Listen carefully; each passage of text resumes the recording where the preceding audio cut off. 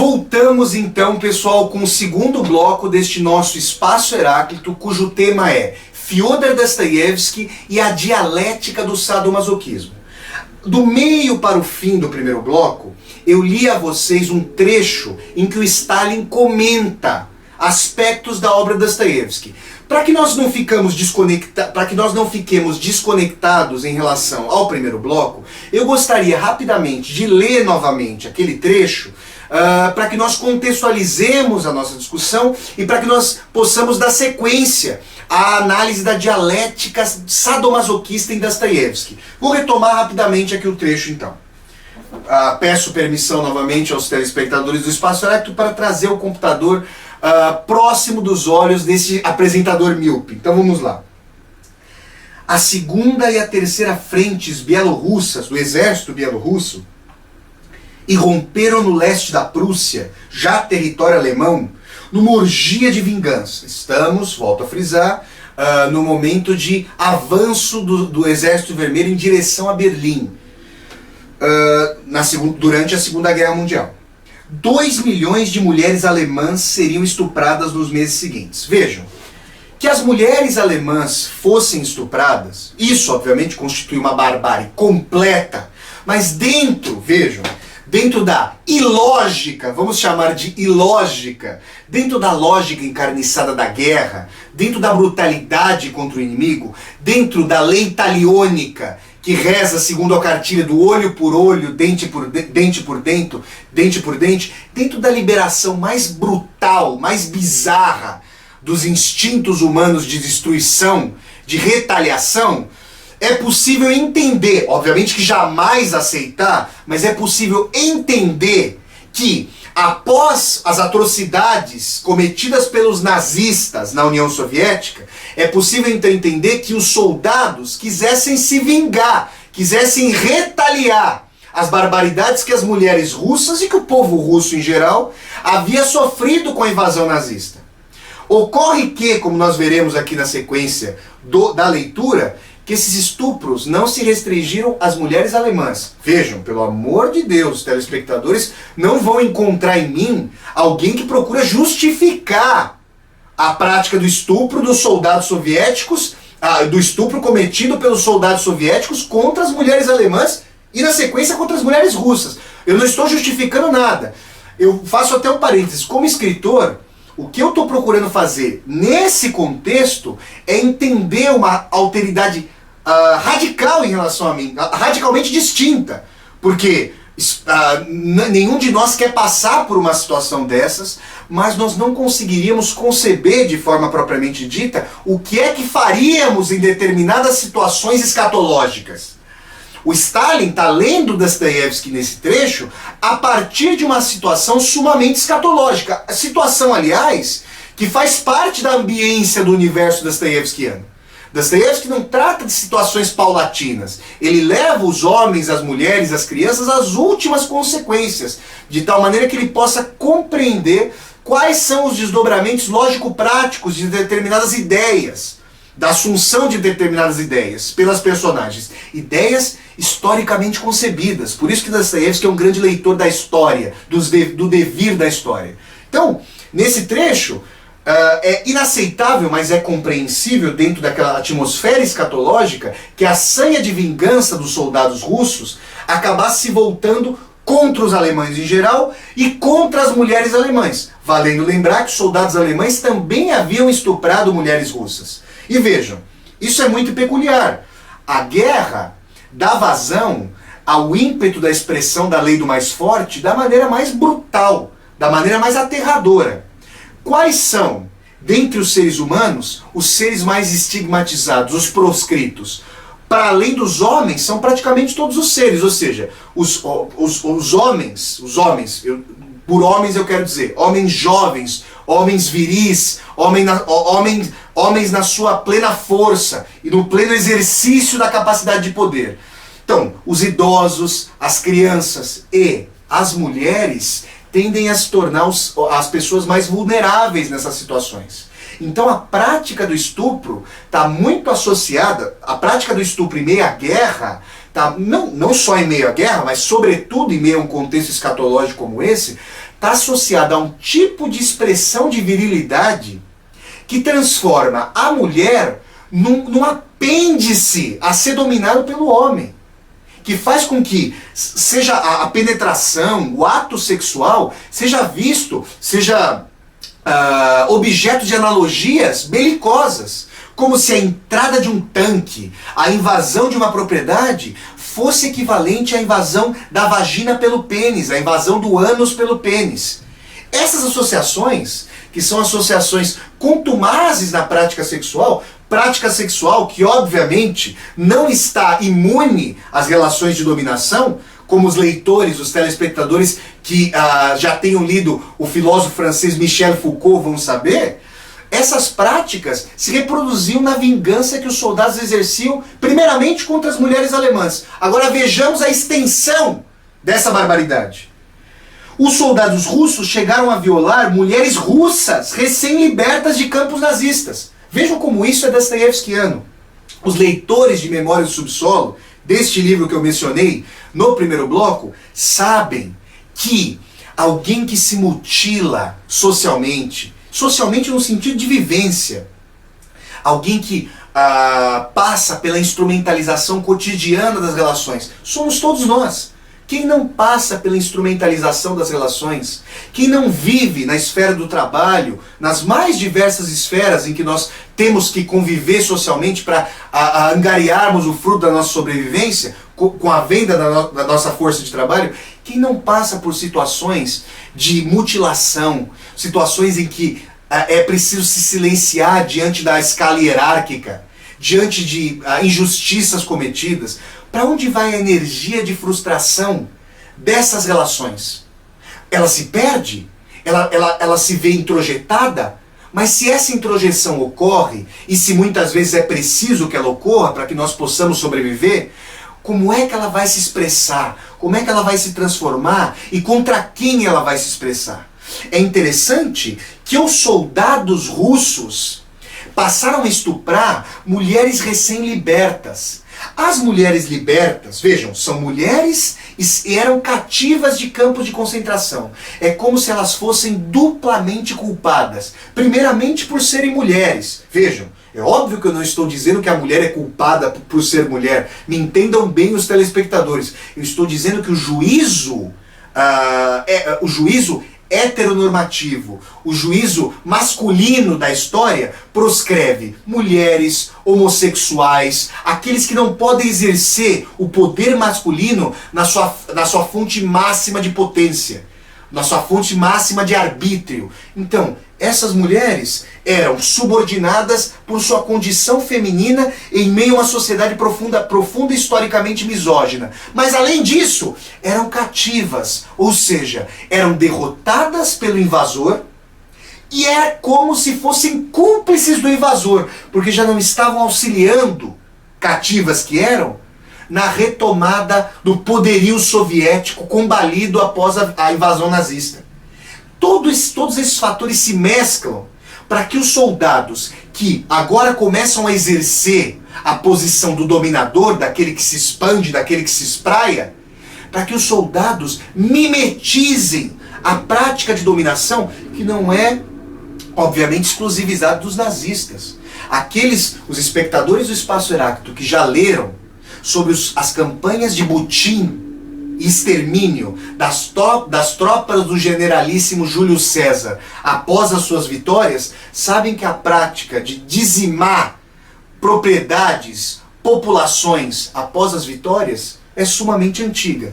Então, os soldados soviéticos que exercem o arbítrio contra suas próprias mulheres, suas compatriotas, ejaculam sobre elas literal e sadicamente um ódio daqueles que se veem socializados por relações de brutalidade que, quando tem a possibilidade de vir à tona o máximo da sua expressão encalacrada, e é bom que ela esteja encalacrada, isso é muito importante, mas não é bom que ela fique simplesmente encalacrada. É importante que ela seja ressignificada, ressocializada, que ela não possa ter a expressão de brutalidade que venha a ter em contextos dostoiévskianos, como esse que o Stalin apresenta no seu fragmento.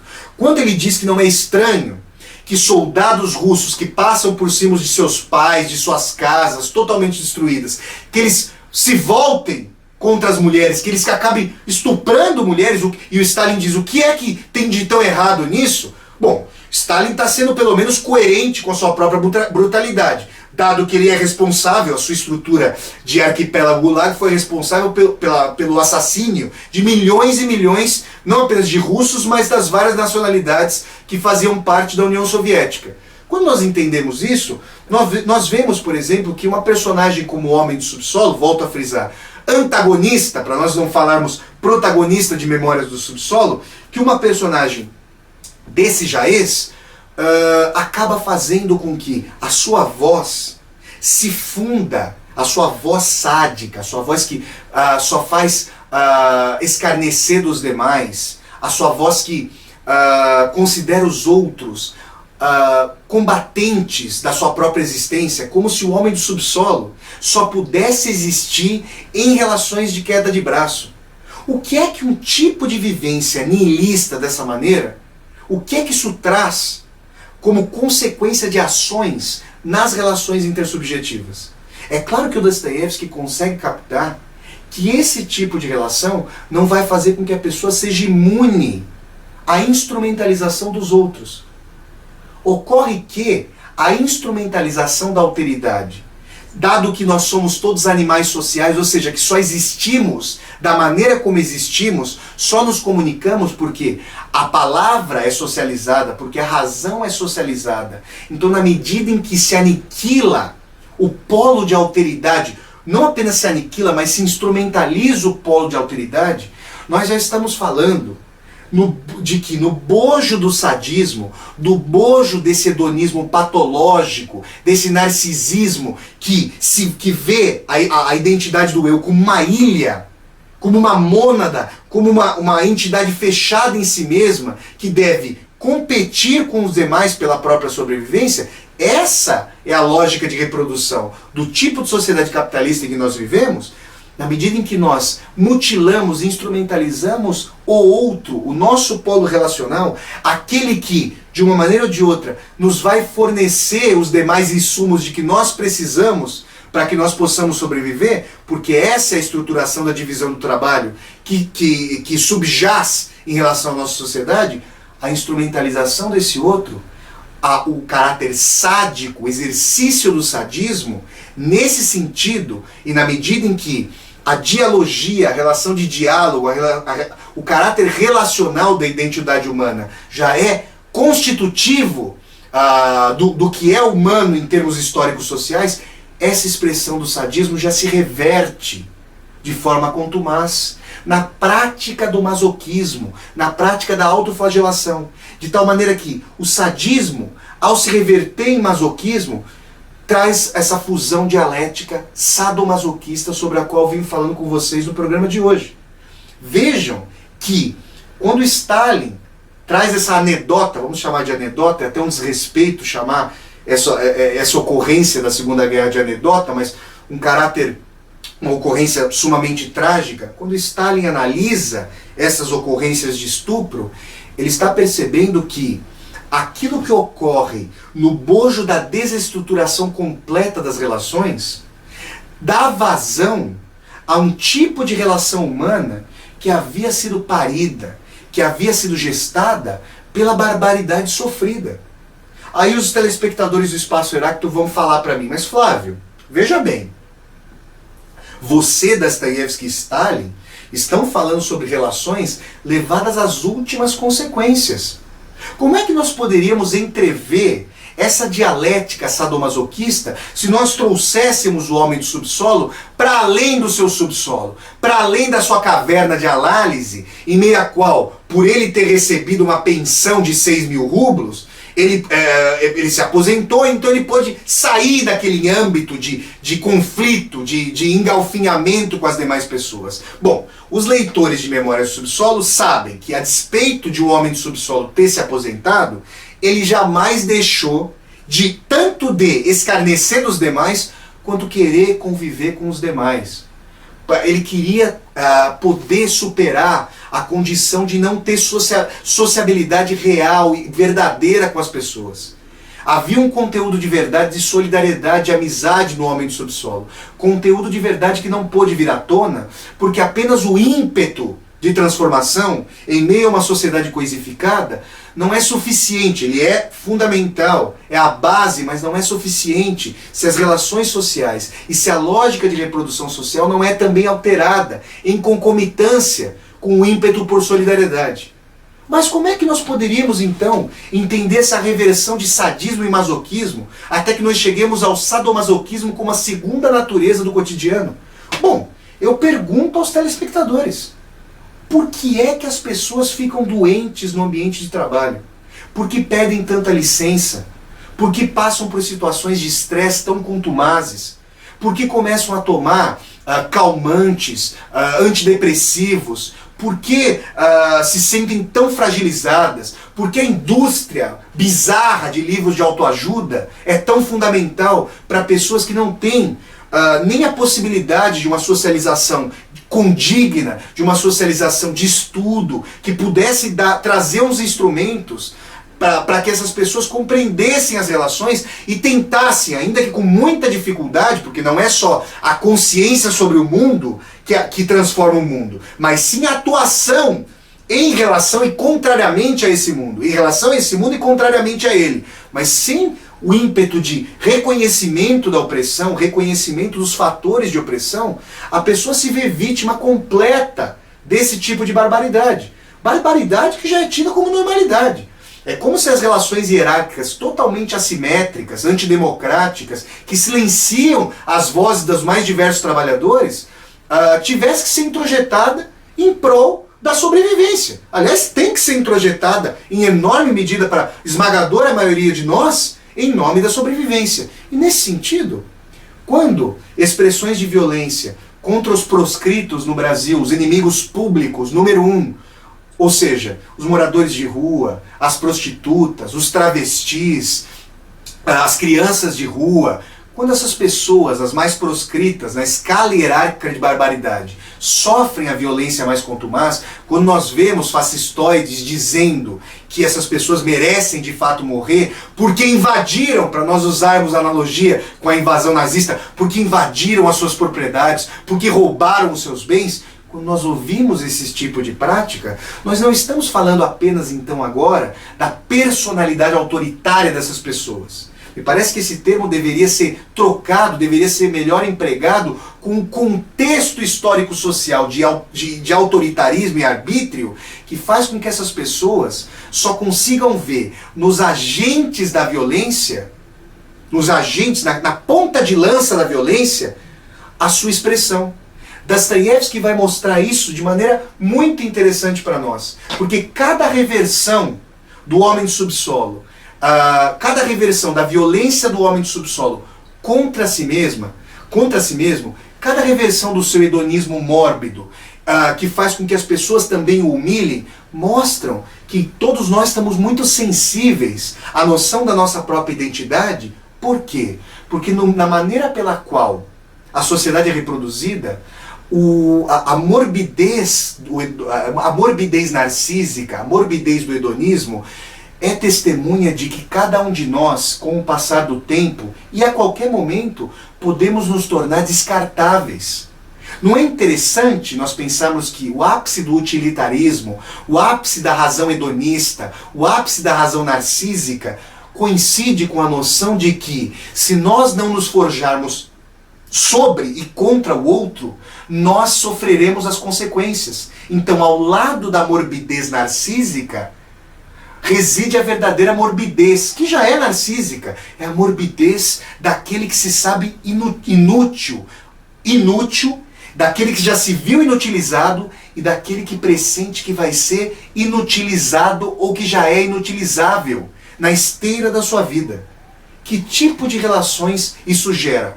São as relações que nós, por exemplo, as quais nós assistimos no Brasil, são relações que fazem com que os subordinados passem a violência sofrida cada vez mais para os elos, cada vez mais para baixo, atingindo então os elos mais frágeis da cadeia, para nós utilizarmos um termo sintomático, da cadeia social, de tal maneira que, de cima para baixo, quanto mais se desce hierarquicamente, mais se sofre, mais se tornam encarniçadas e enregeladas as pessoas.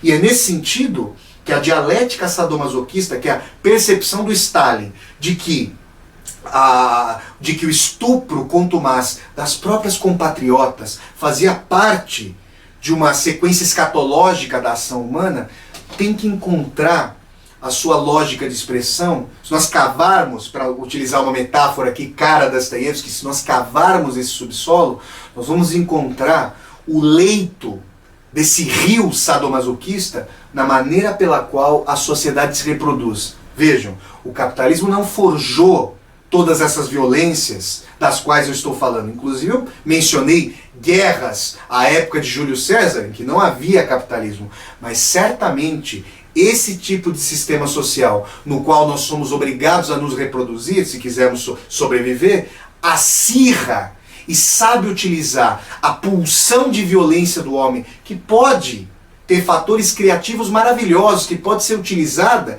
de formas incríveis quando tem a possibilidade de ser socializada de maneira devida, quando tem a possibilidade de ser educada, quando tem a possibilidade de ser desdobrada com fins formidáveis para a sociedade, com fins efetivamente sociais, com fins de teleologia racional, e não com uma racionalidade instrumental e instrumentalizada que acaba fazendo com que se volte contra os próprios agentes da socialização.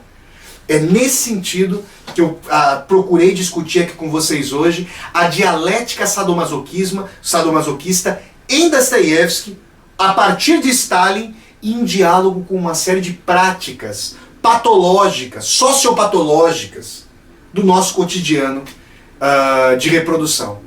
É uma discussão que me parece sumamente contemporânea, e só para fazer uma menção, no segundo texto, no segundo ensaio narrativo, ou narrativa ensaística, do meu livro Tiro de Misericórdia, a discussão do espaço heráclito de hoje é feita de maneira com mais fôlego, já que a linguagem do texto permite, diferentemente da linguagem mais cerceada aqui pelo tempo do nosso espaço heráclito, a linguagem textual permite um desdobramento mais longevo do debate de ideias. No segundo texto, Tiro de Misericórdia, publicado no passado pela editora Universos, o texto que se chama O Sadomasoquismo como Fundamento da Banalidade do Mal, eu faço uma discussão nesse sentido. Então, pessoal, ficamos aqui com esse nosso espaço heráclito sadomasoquista de hoje. Voltaremos daqui a 2 semanas, ainda em Chicago, com mais um programa do Espaço Heráclito, que será o programa de número 70 será o 70º programa, o programa de número 70 da nossa trajetória. Deixo aqui um grande abraço a vocês, um abraço que não tem nada de sadismo e nem de masoquismo, um abraço fraterno, assim espero, e voltamos daqui a 2 semanas com mais um Espaço Heráclito. Grande abraço, pessoal, tchau, tchau.